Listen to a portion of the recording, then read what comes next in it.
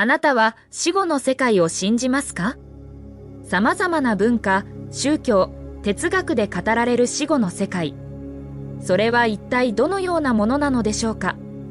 そして私たちは死後に何を期待すべきなのでしょうか？人類の歴史を遡ると、死後の世界に対する考えは、文化や時代によって大きく異なっています。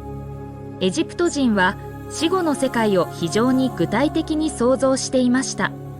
彼らは死後も人間がカーとバーと呼ばれる霊魂の形で生き続けると信じていました。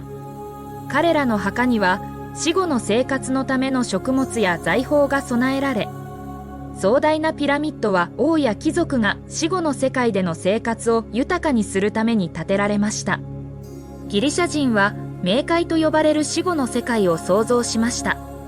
彼らは死者がストゥクス川を渡り、冥界の神ハデスのもとへと旅をすると考えていました。ギリシャ神話における冥界の描写は後のヨーロッパの文化に大きな影響を与えました。中国では死後の世界は黄泉と呼ばれ、ここは地上の世界と似たような場所とされていました。先祖を敬う習慣で死後も家族とのつながりが重要視され、墓には日常生活で使う品々が備えられることが多かったのです。これらの古代文明の例からわかるように、人類は古来より死後の世界に対して様々な想像をしてきました。キリスト教では死後の世界は天国と地獄という2つの異なる場所として描かれます。良い行いをした人々は天国へ行き、神と永遠に共に過ごすことができるとされています。一方、罪を犯した人々は地獄へ送られ、永遠の苦しみを受けるとされています。この教えは、キリスト教徒に道徳的な生き方を促し、善行を行うことの重要性を強調しています。次にイスラム教です。イスラム教では、死後の世界は最後の審判によって決定されるとされています。善良なムスリムは楽園へと迎えられ、罪深い者は地獄へと送られます。この信念は、イスラム教徒に日々の行動を意識させ、アッラーへの服従と良い行いを促しています。ヒンドゥー教の死後の世界観は、再生と下脱の概念に基づいています。死は単なる過渡期であり、魂は新しい体へと生まれ変わります。この生まれ変わりは、カルマによって影響を受け、最終的には魂が物質的な世界から解放されるモクシャを目指します。この考え方は、ヒンドゥー教徒に倫理的な生活を奨励し、自分の行動が将来の生まれ変わりにどう影響するかを考えさせます。最後に仏教です。仏教では、死後の世界は個々の行動と煩悩によって左右されるとされています。輪廻という概念に基づき、生命は死後も新たな形で再生されます。仏教徒は煩悩から解放されることを目指し、悟りを開いて生死を超越するニルバーナを求めます。これは日常生活において心を穏やかに保ち、慈悲と理解を深めることにつながります。死後の世界の概念は、人々に生きる目的と方向性を与え、日々の選択に意味を持たせています。では、現代科学が死後の世界についてどのように考えているのか。それを理解するにはまず、科学がどのように意識を捉えているかを考える必要があります。科学は意識を脳の物理的プロセスの結果とみなしています。つまり、科学的な見解では、死とは脳の活動の停止を意味し、それによって意識も消失するとされています。この科学的なアプローチの中で、特に注目されているのがニアデス体験です。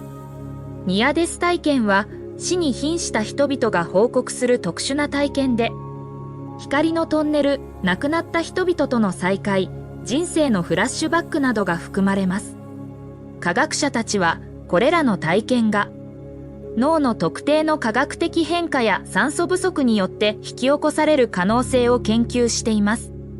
しかし、これらの体験が実際に死後の世界を示しているのか、それとも単に脳の錯覚なのかは、現在も科学的な議論の対象となっています。科学と宗教は人間の意識、存在の本質、そして生と死の謎を理解しようとする試みにおいて、様々な視点からアプローチしています。この探求は人間が自らの存在をより深く理解しようとする一般的な願望を反映しているのです。ニアデス体験をした人々は、その詳細を鮮明に覚えており、深い影響を受けています。これらの体験は、その人々の死後の世界に対する理解に大きな影響を与えます。例えば、ある人は手術中にニアデス体験を経験しました。彼は自分の体を離れ、手術室の上部で起こっていることを見下ろすという体験をしました。彼はまた、暖かい光に包まれ、安心感と愛に満ちた状態になったと述べています。この体験は、彼の死後の世界観を根底から変え、死に対する恐怖を減少させ、人生の価値観をより肯定的なものに変えました。別の例では、交通事故で一時的に意識不明となった女性が、光に向かって歩む体験をしました。彼女は、この体験中に亡くなった親族と再会し、深い安心感を覚えたといいます。彼女にとって、この体験は死後の世界が実在することの証となり、生きることへの感謝と精神的な充足感をもたらしました。これらの体験は人々の霊的な信念を強化し、人生の目的や意義について考えるきっかけを与えます。哲学者たちは長い間、死後の世界について考察してきました。彼らの思考実験は私たちに死という現象を異なる角度から見る機会を与えます。古代ギリシャの哲学者プラトンは魂が不滅であると考えました。彼によれば魂は肉体を離れても存在し続け、理想的な形態を求めてさまようとしています。一方、フランスの哲学者デカルトは、肉体と魂は別のものであるという二元論を提唱しました。彼は魂が死後も存在する可能性を認めつつ、それを証明する方法はないと提言しました。そしてドイツの哲学者ニーチェは死後の世界を否定しました。彼にとって人生はここと今に集中すべきものであり、死後の世界への期待は生を軽視するものであると考えられています。多くの哲学者は死後の世界は実証不可能な信念や願望の産物とみなし、より具体的な生の問題に焦点を当てています。しかし、死後の世界についての考察は、私たちに生の意味を問い直させ、存在の本質について考えるきっかけを与えます。死後の世界に対する哲学的なアプローチは、結論を出すことよりも思考のプロセス自体に重きを置いています。この探求は私たちが生きる意味を深く掘り下げ、自己反省の機会を与えます。世界中の文化や宗教は互いに影響を与え合いながら、死後の世界についての理解を深めてきました。これらの死後の世界に関する概念は、現代社会にも大きな影響を与えています。人々の道徳観、法律、社会の価値観に根ざしているのです。異なる文化や宗教間での対話は、互いの見解を理解し、共感を深める機会を与えます。このような交流は、多様性を尊重し、共存の道を探る一助となります。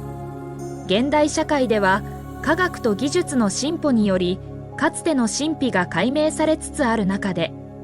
死後の世界への関心は依然として高いままです。多くの人にとって死後の世界に対する考えは、人生の目的や日々の選択に意味を与える要因となっています。それではまた次の動画でお会いしましょう。